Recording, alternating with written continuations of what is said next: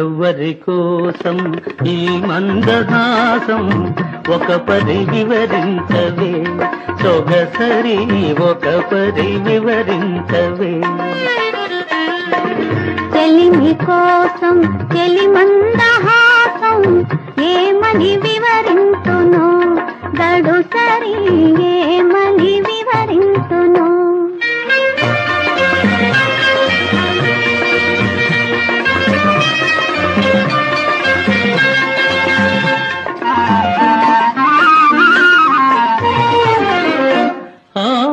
వలపులు చిలికే వగలాడి చూపు